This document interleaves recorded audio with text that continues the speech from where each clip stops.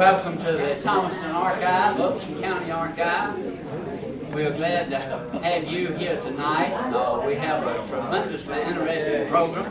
It seems very familiar here. We were here at 2 o'clock today with our veterans.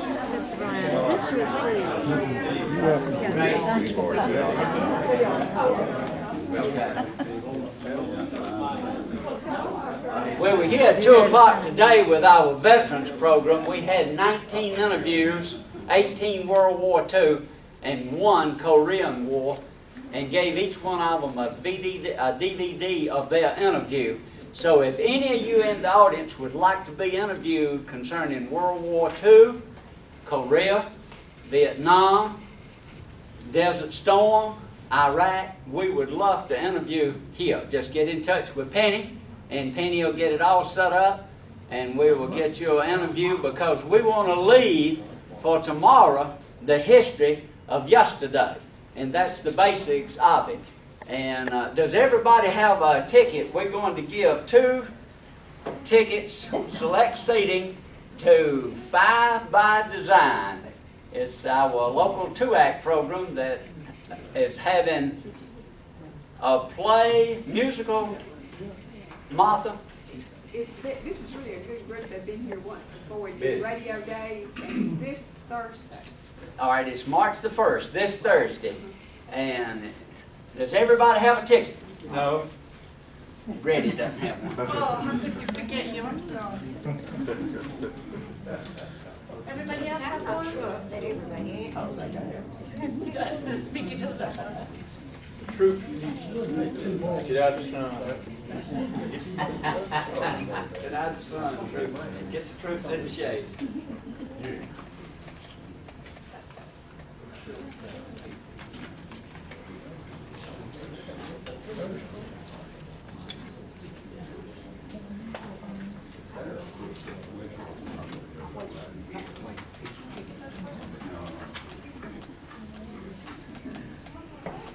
Do this out here where everybody can see. We're going to put it in here and spin them around. If I can get it to go around.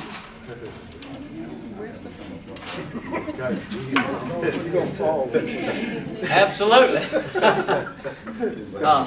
Mr. Speaker, would you pick us a ticket?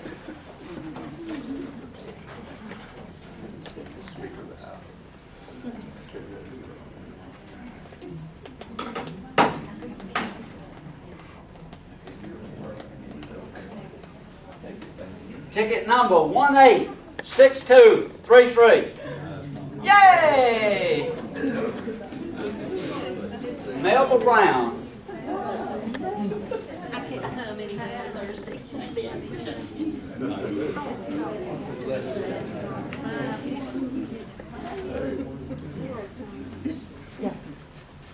Betty Dawkins will now recognize the visitors. Actually, I don't think that I can recognize the visitors. We have so many, and how many from Pike County? Raise your hand. How wonderful! And I might never remember your names, so you can come back individually, and I'll try. I thank you for coming, and we'll share times. We'll come to your meeting at another date. And this young couple right here came all the way from Birmingham, Alabama, to be with us tonight, and a cousin or friend, for letting you know about it. A distant cousin. Means cousin. A distant means cousin from North Carolina. Let these folks in Birmingham know about it. So we're especially glad to have you here. Are there any other visitors that I should recognize that I don't recognize? Well, welcome to all of you, and I'm going to sit down now and let the program get underway, and thank you again for coming. We want to point out our sister organization, the Pike County Historical Society, has calendars for sale. There's a few on the table back there. James Adams, Carolyn Adams, or any of these Pike County, if you want to buy one, will take your money. Also, they're having an antique sale in the Strickland building in Concord, Georgia, on March the 3rd, which is this Saturday. This Saturday. So There's a brochure back there on the table. We just want to help them because we all need all the help we can. Now I'm going to turn this over to Walter Brown and let him introduce our speaker. Well, this will be a very short introduction because we all know James, Dr. Adams, and we're very fortunate to have one of our own tonight. Wesley has been wanting James to do a program on the Means House for some time, so we finally talked him into it, so he's here tonight. But James was born in Pike County, educated in Pike County, and completed master's and doctoral degrees. He's a retired professor of transportation and logistics at Auburn University, and was there 28 years, I think. And James is married to the former Carolyn Burnett sitting back there. So we're very fortunate to have James here with us tonight. We'll turn it over to him at this time.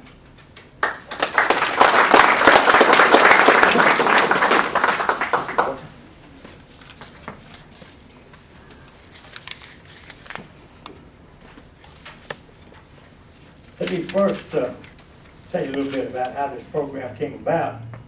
First thing, I was born in Meansville, so it's very familiar ground to me, very familiar territory, and partially explains my involvement in the program.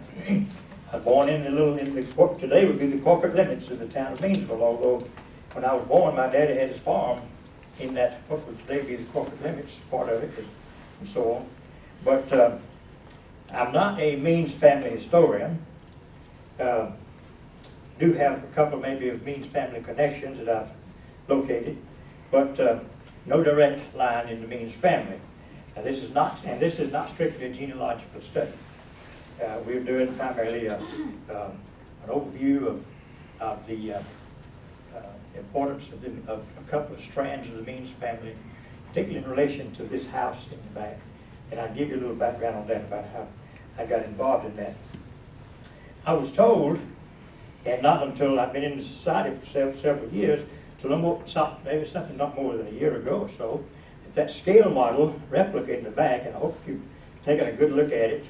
Even some of our members, we just pass it by and probably take it for granted. I did for a long time before I realized it's an actual replica, a scale model replica of a farm home of John T. Means, who lived over in Lamar County, what was formerly in Monroe County before Lamar was formed, not in the portion that was Pike. I had no idea, however, but I had some interest in the possibility, as Walter said, suggested that I might try that I would work on a presentation having to do with this house and the family and so on. Well, I had no idea there were two John Meanses. In fact, the John Means I knew about, I could sit on my front porch when I was a little boy, back when I started school, and look at the house that John Means lived in right across the road in what they call Old Meansville. I thought that was the only John Means there was that I knew of. Well, I found out that this, and so when I first found that this house was a replica of John Means' house, I thought, oh yeah, that was over in Pike County. But I learned later it was not. That one is not. That one is the home of John Thomas Means, and they were related. John Thomas Means, who built this, didn't build this house, but who owned and was proprietor of this house and a farm over in Lamar County, or actually Monroe County until 1920, was a nephew of the John Means, whose home I knew about in Pike County. And so there were two John Meanses. So I agreed after I talked to the others about it and expressed a little bit of concern about whether or not I would could do the program, or would be of interest perhaps, since I didn't had the wrong John Means. And we brought some things together, and the others' encouragement said, yeah, let's go ahead and do a program on John Means. I said, well, we'll do it on both John Meanses. So that's what we have here to deal with tonight. We'll look first at the house and the family represented by the replica in the back, the nephew of the John Means that I knew of, and whose home I remember in Meansville. And this is a logical approach to do this one first because of its proximity to the original Means family settlement. James Means and his wife, Mary Ann McKenzie, and I've given you just a skeletal little family chart here. This James Means and his wife Mary Ann McKenzie came into Georgia sometime before 1821. They actually were found in the Jasper County census in 1820. They were from North Carolina. Both of them were born in North Carolina of Scots-Irish ancestry, as their names would probably, particularly that name, would probably suggest. They settled in, as we said, first in Georgia, in Jasper County. Then by 1821, they were in Monroe County, which then was, we had in 1821 Pike, which included, was cut off from Monroe, part of it was cut off from Monroe, had not been formed. So they lived in the part of Monroe that later became Upson County, actually. Pike County first in Upson. That's where they settled. And in fact, they settled on, if any of you, those of you familiar with Upson County, if you go toward Barnesville on Highway 36, you'll come to Willis Road, just 3 or 4 miles outside of Barnesville to your right. Well, it's some distance down Willis Road, as I understand, where they settled. In fact, our guest here, who said she's a cousin of the Means in North Carolina, the Means descended in North Carolina, I imagine it's the same one, has been very helpful to me, Elaine Turk. I've been in contact with Elaine Turk by telephone and by email. She's been very helpful. In fact, she's provided a great deal of information here to this to the archives, history on the Means family. And anyway, according to her, and she was telling on the telephone that the Means home was down Willis Road, past Antioch Church, Antioch Baptist Church, in that vicinity. And property that later became Willis property. In fact, the Means family were intermarried into the Willis family. So that was the home of John Means and Mary Ann McKenzie. As I said, I don't have a direct connection with them, but they had 9 children. One of them, their youngest child, there was a daughter, did marry a great uncle, a brother of my great grandfather, Stephen Elliott, Jane Means. But then they had, as I said, had a number of other children. But this is only a skeleton outline. John Means had these, and I put these 2 here because we're going to deal with John Means of Meansville. The son of Mary Ann and James was the John Means who settled at Meansville, was one of the early settlers in the Meansville area. He had a brother named James Anderson Means, who was the father of John Thomas Means, who was the proprietor of the house, which that is a replica in the back. So this guy is a nephew of this one. And he is, as we said, the one who owned the house that we have the replica in the back. And Elaine Turk, or Elaine Turknell, is largely responsible for that house being there. It was built by David Camp, I believe, who was a great-grandson of John Thomas Means, and later refurbished considerably by Elaine Turk's mother and father, Romel and Emil Turk. And then they turned it over to her, and she had it deposited, put it on loan here in the archives. I think back in the early 2000, this century, maybe around 2001 or 2, something like that. They put the house here, according to the record I saw. And it's been on display here ever since. So, what do we know? Much do we know about James Means and Mary Ann McKenzie? Well, they settled in what was called the Redbone community. The Redbone community spilled over into Upson and Lamar counties. It was formerly, as we said, to a large extent in the part that was once Monroe County. They were among early Methodists who came into the county. They were members of the Salem Methodist Church, which no longer exists, but there's a cemetery there. Over on Highway 36, as you approach Barnesville, say some 3 miles out of Barnesville, off Highway 36 on your right, you'll see a sign says Salem Cemetery. You see out there cemetery. And presumably they are buried there in that cemetery.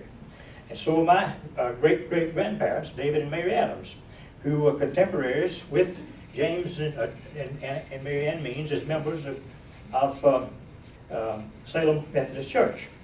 They buried there. We marked their graves here just a few years ago. But I understand from the descendants that James and Mary Ann Means' graves have never been marked, which, you know, is something that I think could be a project for someone. How did James acquire land? How did James acquire his land? Some of the family records indicate that he came in and acquired this by land lottery grant, but I find no record of that at all. Since they came in 1821, there was an 1821 land lottery. James Means is not in that land lottery.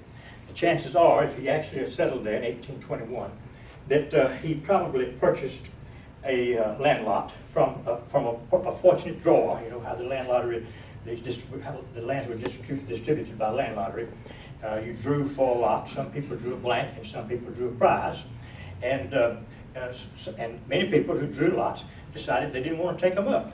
I mean, you know, they just took a chance that if this is free, they just paid a small amount of money at the end of the land lottery, and I'll see what happens. And so sometimes they drew a lot, didn't want to take the lot up or settle on it, so they sold it to somebody else. Whatever they got, whatever they recovered from it was almost free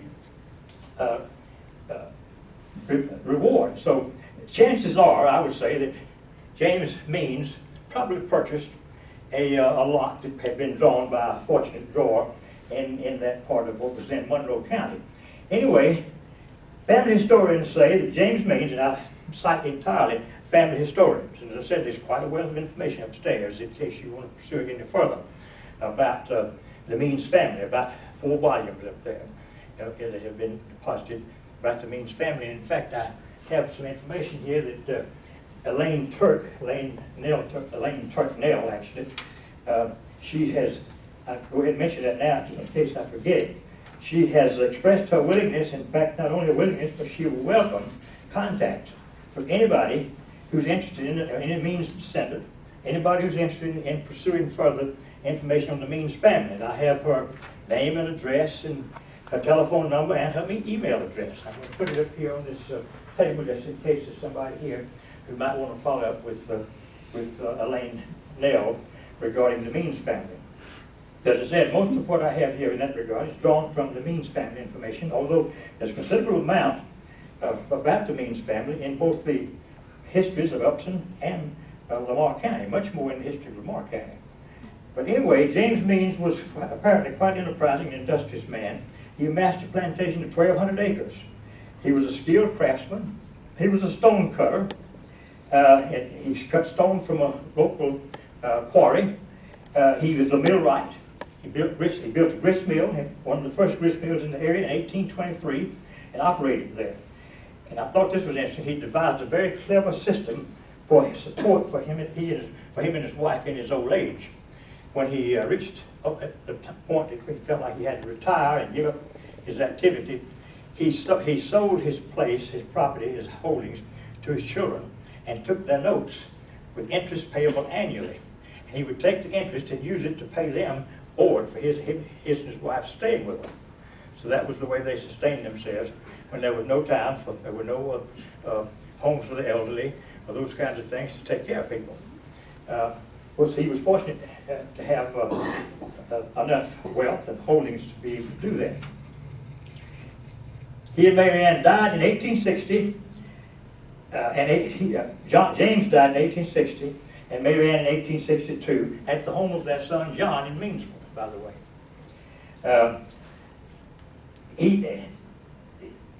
The house modeled here in the back then is in the archives, was owned and occupied by their grandson, John T. Means. It's an exact scale model, 1 inch to 1 foot. The plantation was known, in fact, I titled my talk, I didn't cite it before I started, The Means Family of Sycamore Hill and Meansville. The plantation that John T. Means owned, on which that house stood, was called Sycamore Hill. And then so what I'm dealing with tonight is his line, Sycamore Hill, and the one at Meansville. The replica was constructed, as we said, in 1977 by a great-grandson and given to Elaine Turk, and she deposited here in the archives. What do we know about the real life farmhouse that the replica represented? Well, it was built around 1850. The house that supposedly looked exactly like that. Well, that looks exactly like the house. The builder is unknown as far as the records show. But it is an authentic type of an early planter home that has grown by stages. If you've seen those types of houses in that era back in the mid-1800s and so on, where early settlers and people, holders came in, they built first small houses with a basic structure, and then they added rooms on the front and rooms on the back.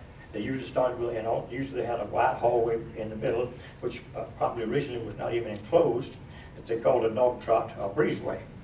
And one thing that the house does not have to it, and is not part of the reproduction, and I did talk with Elaine Nell about that, and she agreed that that was true.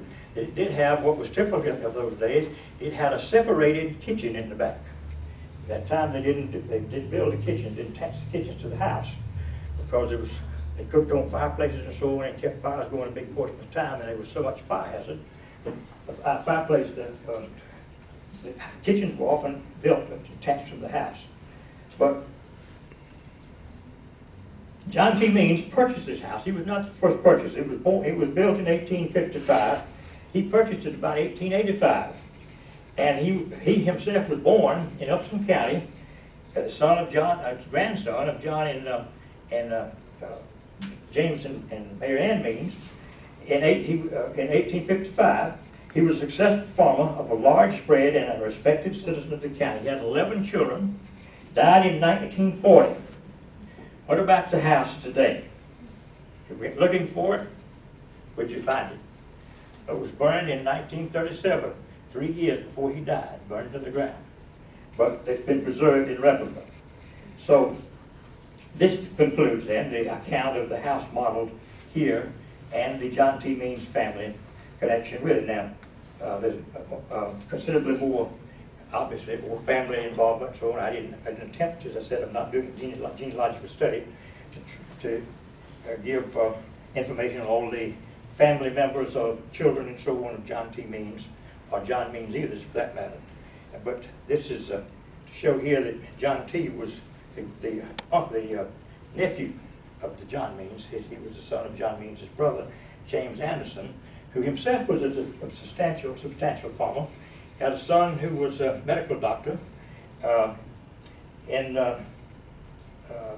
Jones County, and another son, I believe, not his son, but a brother of John and James Anderson Means, was named William Means. He was a medical doctor here in Upson County over in the Hendricks community. Spent his life and his practice over there. So you see that this Means family was quite prominent. They spread out considerably over 2 or 3 county area. So now the John Means house that I mistakenly thought was modeled here. No doubt this is the most prominent member of the Means family. The John Means is settled in Meansville. They had the town of Meansville named for him. He and his family left an imprint on Pike, Upson, and Lamar counties. He was born in North Carolina in 1812 before his parents left North Carolina. Most of the family was born after they arrived in Georgia, but he was the oldest son and was born in North Carolina. He was the oldest son of James and Mary Ann Means and the uncle of John T. He married in Pike County, and this may explain to some extent why he wound up in Pike County, since his family lived a good little distance away. Well, it wasn't so far then from Pike County.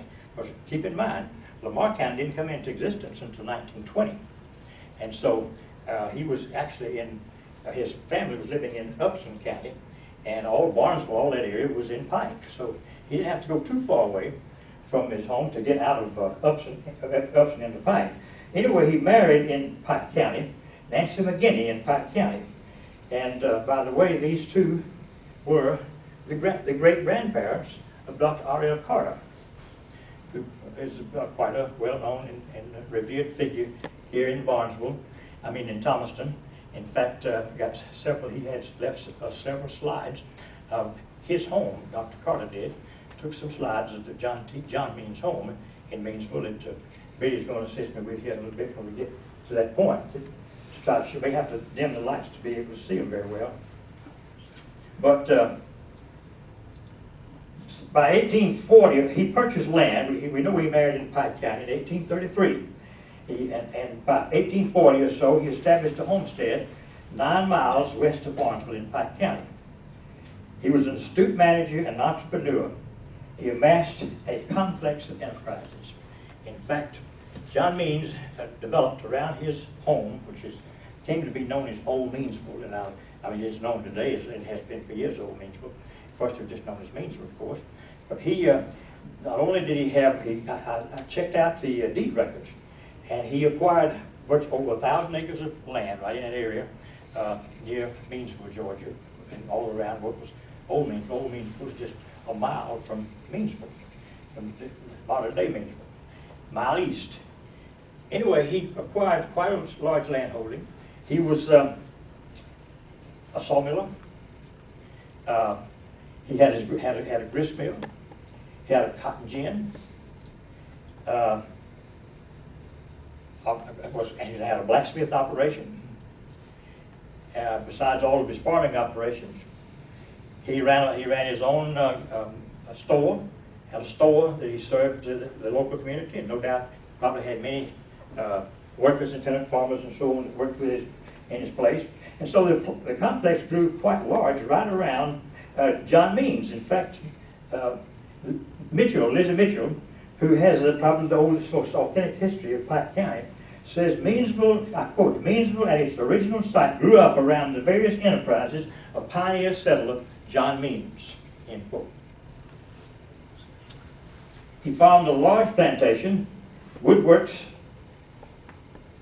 as I said, I already mentioned that, cotton ginning and so on. He was a builder. Another thing, he was quite a clever artisan. He built cotton presses. Not only in that county, he's one of the few, if not the only person who had that technique. He built wood cotton presses back in the early days of cotton gins, not only in the Pike County, but in surrounding counties. He was known for that particular type of skill. So he was a hands-on type person as well as an astute, shrewd manager. And he acquired, as a result of that, he acquired quite a large property and so on. He installed the first circular sawmill that was ever known in the area. John Means did. The mail route, and this explains something about how his place became designated as Meansville. The mail route by horseback from Meriwether County to Barnesville ran right past his operation. And so they just settled, a post office was set up at his house, not his house, but his carriage house, which was across the road. That house is still standing. It was there when I was a kid. It's been remodeled and refurbished now, but John Means' carriage house is still standing. And in that house was the first Meansville post office. Because, as we said, as a result of the fact that the mail passed through there, going from Meriwether County to Barnesville. Mitchell says, the same Lizzie Mitchell says that Meansville was the first community to come into prominence in Pike County. Well, what happened to original Meansville? So that now we call it Old Meansville. That's what it was called when I lived there as a kid. Why does a town survive as an old Meansville versus old Thomaston or whatever else, if it happens to be the case?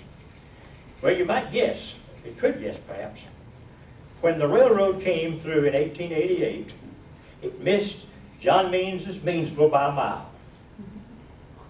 And as you would expect, what happened? The town gravitated to the railroad. And everything, all the activity and so on, business activity, moved to up the mile up the road to where the railroad was. So but they continued to refer to this part of the place here. John Means was still living. He lived till 1896. In fact, we show that here. He lived till 1896. Nearly 20 years. No, about a little more, roughly 10 years, not quite 10 years, after the railroad came through. But still, of course, became his home place. His complex of activity there was quite prominent within the county. So, in effect, Old Meansville became a victim of progress. That's not the only time that's happened, of course. Certainly with the coming of the railroads. I can cite another instance in Pike County where that happened. The town of Concord, Georgia, was once named Hardhead. A little town just outside, a little distance away from Concord, was called Hardhead. There was no town of Concord. When the railroad came through, the town moved up to the railroad and became Concord. As you can expect, Hardhead disappeared. So this is not an unusual phenomenon.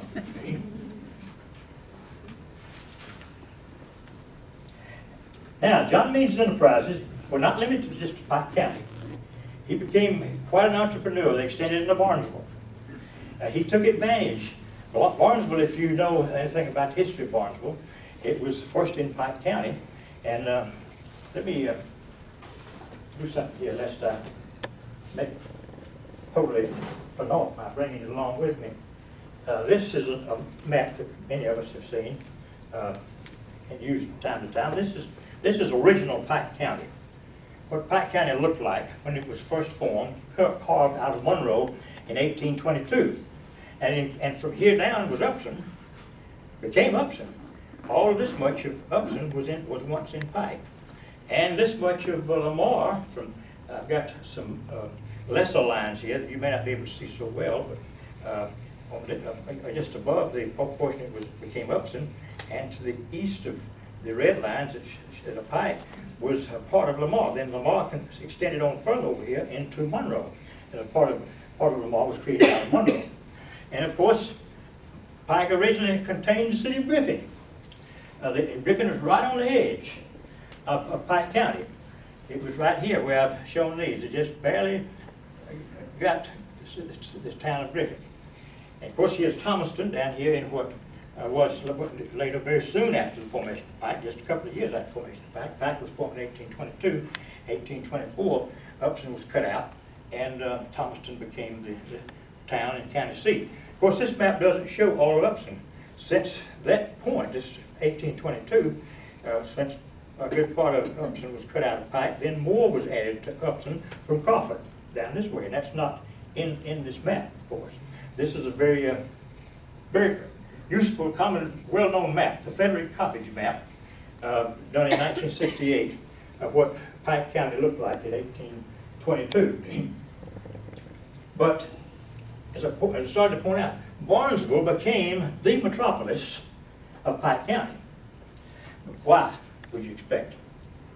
It had a railroad before any of the rest of it did. The railroad came through Barnesville, Georgia in the 1840s. Nobody else had a railroad. It didn't come to Thomaston until another 10 years or so. And it was a spur like off the line through Barnesville. The other rail lines in Pike County didn't even come till another 40 years after they'd been through, and that was, see, Barnesville was in Pike County then. But through Zebulon and so on, didn't get a railroad till another 40 years later, 1888. So by virtue of that, Barnesville became a flourishing metropolis.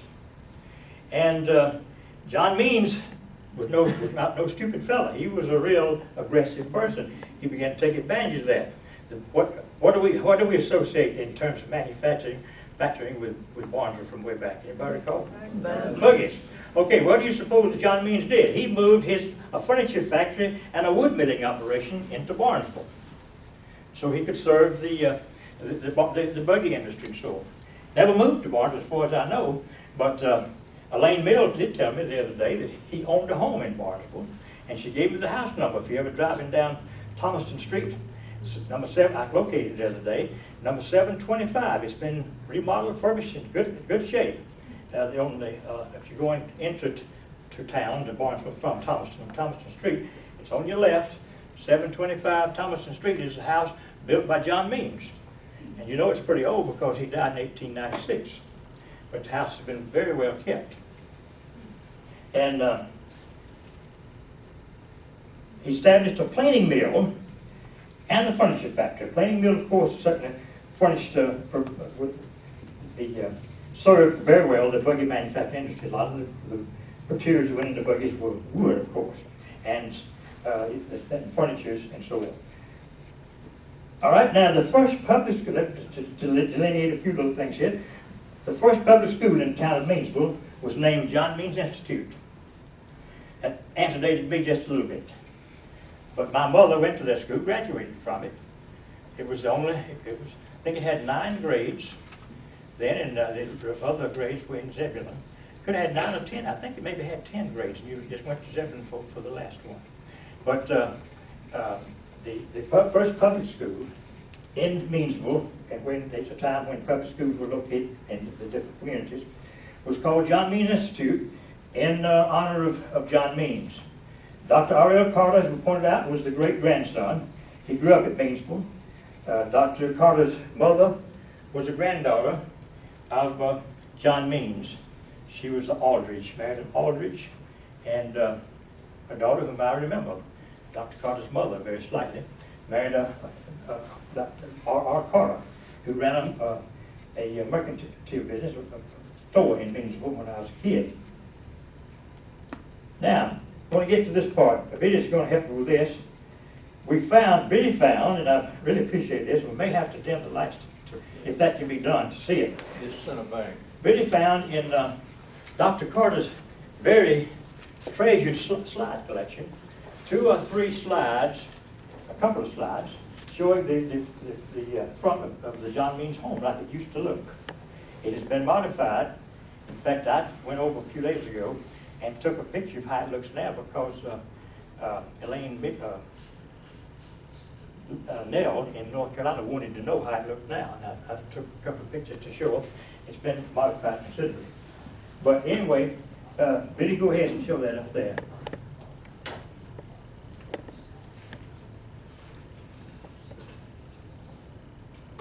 Well, I'll tell you, I'm not familiar with this machine, But that's better than it was before we turned the lights down.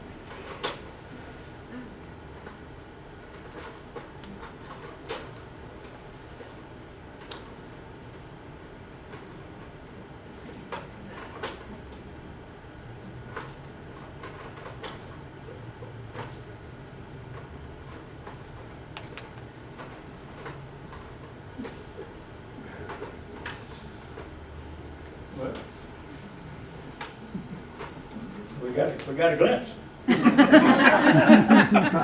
get it more now. That is. we just need to stand up, doesn't it? Yeah. That's the way the house looked when I was a child. And would see it every day from your front yard or front porch across from there. It was quite a modern house for its time. I suspect that house was built probably soon after the Civil War, at least that early. But one of the things it did not have is very characteristic of houses of that vintage. It did not have end chimneys. It had the more modern, what we call stacked chimneys between rooms, you know. And it had, as you can see, a two-story front porch. And the front of the house was quite elegant. You can see those 8 post columns there for the front entrance. Okay, really, I think you got another one. I don't know it gives much difference in perspective or not. Yeah, it's a little different shot, but pretty much gives you the same.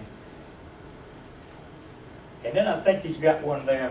Billy found one of the mill pond, and Dr. Carter had marked that as the John Means mill pond. Apparently operated his grist mill. And I don't know exactly where that pond would have been. It would have been right near the road, but he owned a lot of land. As we said, he acquired some 1,000 acres of land. All right, Billy, I think it's a all right, that is the original carriage house, and that's pretty much the way it looked when I was a child. You met George Norris back there, says from Meansville. In fact, George had a great uncle who lived in that house for many years. It became the Holloway place. In fact, they referred to it as the Holloway place when I was a child, after John Means' death. I don't know whether he was the first occupant after John Means died or not. But anyway, that's the old carriage house, and it was also the post office. That's where they established the first Meansville post office. Now you would know it. It still has a similar structure, steep roof, but it's been totally remodeled. And I wish I had a picture of it. I did take a picture of it, but I didn't bring them with me. I had to lay on the table or something to look at them. I should have done that, I guess. All right, I think that's the extent of what we had in the way of slides, but that gives you some indication So if we can have the lights back on, and I can.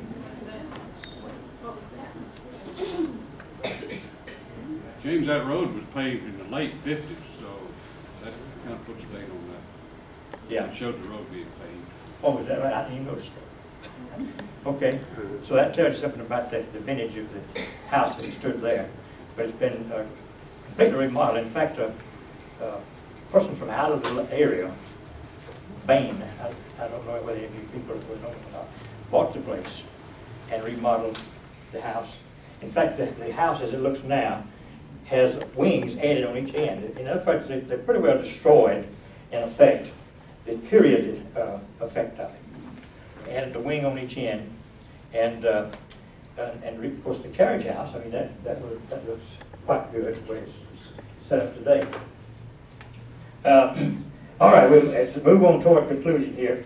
So John Means' family, through his family members, he impacted Thomaston and Upson County and Barnesville and Lamar County. The son of John Means, his name was John Francis Means, married Ella Hightower, who was a great-granddaughter of James Hightower, the original Hightower settler in Upson County, whose descendants were responsible for establishing the Thomaston mills and so on, the textile industry here. The same John Means, who married Ella Hightower, John F. Means, he was the owner and editor of the Thomaston Herald, a newspaper which later became the Upson Enterprise. He also, during that similar period, back in the 1870s, owned the Barnesville Gazette. And he also was a catalyst and a driving force in getting Barnesville's first public library. As I said, he was the son of John Means. Since we've finished that, I'll go ahead and put this back up for further reference we may have. And I didn't call your attention to it, but you can see these are the photos, the pictures that survived of the two guys. This one is of John Means. Probably came from an old tin type because he was much older than his nephew John P. Now, I don't know how familiar some of you are with the Collier family.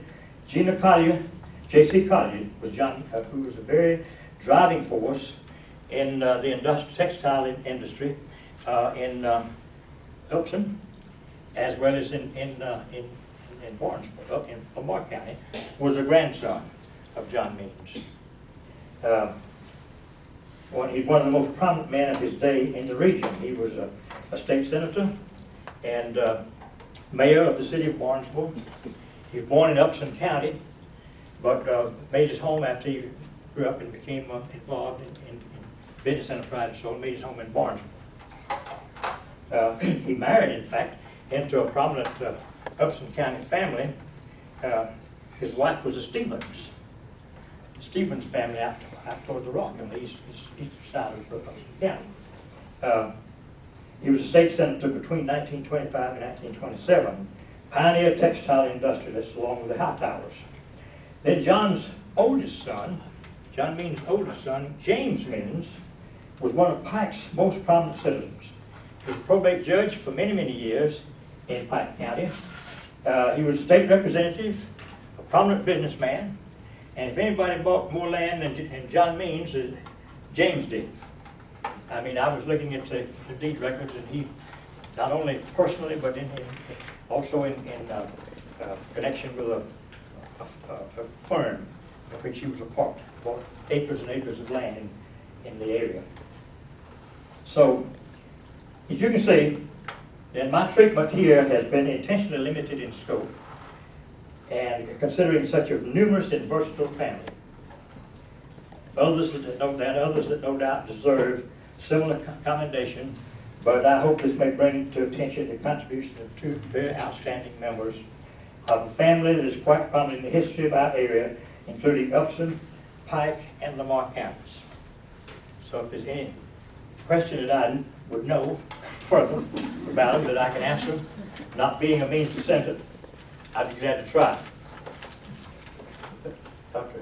I'd like to know more about John Francis Means, because he's the man who really was responsible for changing the name for the Thomaston High School for R.E. Lee Institute.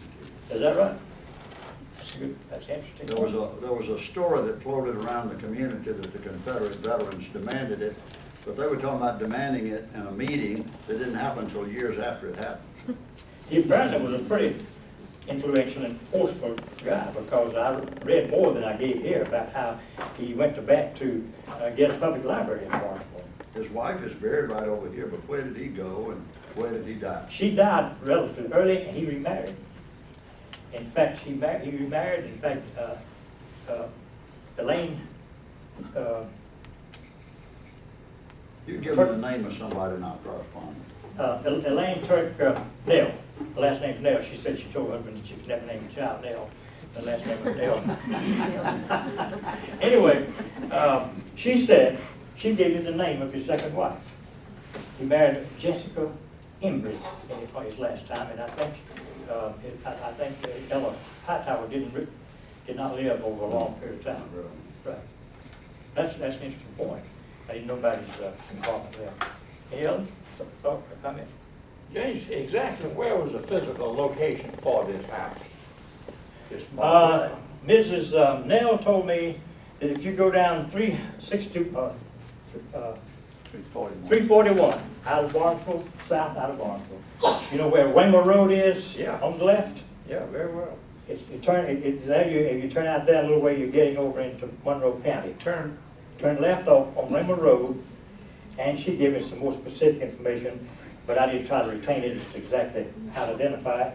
But the house was located down in that area in what was originally Monroe, but that part became Lamar County. Yeah, that's what they call the red bone community. That's right in the middle of the red bone community, right? Jean? The house, the Means house on 109 going into Meansville is right below that, the church. Now, what his name, James Means that lived there, him and his wife, right next door to George and Eugene Lipsy. The house is still there. What Means lived in that? That's on past Meansville, going toward 109. I mean, going toward 19 on 109. I don't know. That could. Who's the Means that lived there? Oh, well, yeah. Well, there's been a number of Meanses that lived in the area, in Meansville. I remember that one. Yeah. You know where Eugene and George Lipsy lived? On 109 going towards Meansville. Before you get to the George Lipsy? What house next door to George Lipsy? All I know that is James Owen home. Yeah, I didn't know about that being Means, but now you could be right. There were a number of Meanses that lived in town Meansville. In fact, when I was a child, y'all may remember, there was an elderly lady that lived in past the Meansville schoolhouse named Maddie Lou Means. She was a widow of one of the Means family. So there was still a lot of, so it's an interesting point, interesting thing. Such a very prominent family, and so when I say prominent, I mean they were just really aggressive types. They was kept a pioneer spirit and made it pay off. But I don't know that there's hardly anybody left by that name anymore in the area. There's very, very few people by the name of Means left there. But that's the way families go and generations go. There are probably a lot of Means connections. I know some of them. In fact, A lot of mean people. we won't even get into that, Dr. Anybody, if you know the Spinks in Zebulon, Gerald Spinks' wife was a Means, and her father was a very prominent citizen there in the town of Meansville, and my senior high school teacher was a Mrs. Means, Ms. Lucille Means. So there were still quite a few of them around when I was a kid, but they're virtually all gone. I think Thomaston Street is so pretty over in Barnesville. Why do you think that if he built a house there, why did you think that he didn't do that? That is an excellent question. I don't know what he built the house for unless he placed some of his family there. Oh, excuse me, I didn't think that. I didn't think Milton was pretty, but I passed that street a lot and I love those houses. Next time you're there, by there, if you look for 725, it's designated. You can see the number, because we went back through that the other day after Mrs. Dale told me that, and Does that run parallel with the street that goes into Barnesville? It is the one that goes into. It is the street that goes from Thomaston to Barnesville. Okay, so it's on that road where all those beautiful homes. Yes, it's one of those 17? two, Is that the one? no, that's not it. Well, now, It doesn't, this one doesn't have the gables up. Elaine sent me that one and said that was it. Well, that's not 725. Oh, it's not? That's the one that was written all over the back. Elaine, That was it. and Elaine is the one who told me that it was 725 Thomaston Street, so we were by the other day, and we identified it. Well, we'll have to check on that. The street She that had runs sent parallel that. to the church, is But, that the one that goes into the cemetery? That I house don't is think close that's by. it. So what are they? We didn't have the gables up there like that. That's it, that's the house. I know the house, that's the house. And for what it's worth, right down the street from that is a collier. Yeah, the two Collier houses. No, that's not the house.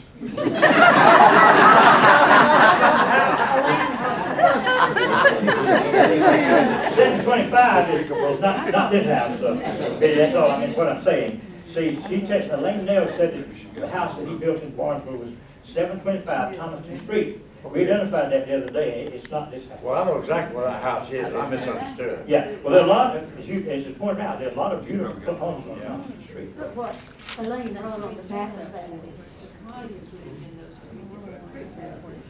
Yeah, she wrote, she said he built this house. She could have misidentified herself, I don't know. unless she gave me the wrong house number. Yeah. She Somebody said it was put Elspeth 725, taken. and we found 725. And the reason I know that house very well, I had a distant cousin who lived in the house a few years ago.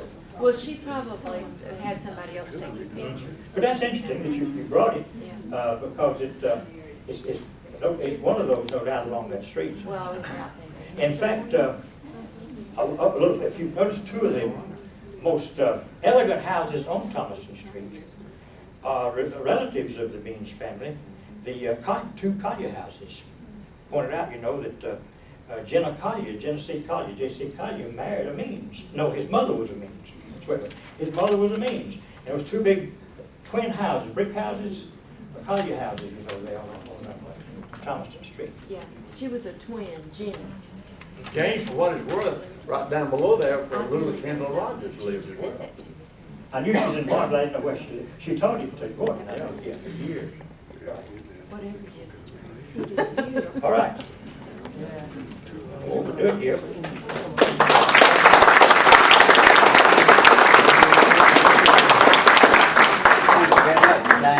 Wasn't that good? You know, everything gets recycled. All Mr. Adams, Dr. Adams has said has been recycled. They recycle the town of Meansville, and they recycle this and they recycle. So that's been a great speech on recycling. It's wonderful, though, to learn things about the Stevens and the Colliers. When I was a little bitty boy, of course, I'm not quite as old as James, the Colliers used to claim that they had around 1,000 mules plowing every day. They lived, like I said, in these twin houses in Barnesville. They were descendants of the Means family. They had great wealth, great land, and the sharecroppers did not work for the Means but 1 year. They moved on. Say again, let me point out our sister organization have an antique sale in the Strickland building in Concord this Saturday. They have done something, and we're very jealous, James. They have published a calendar, and you can purchase one. They're on the table back there. James will take your money. And we certainly appreciate each and every one of you coming.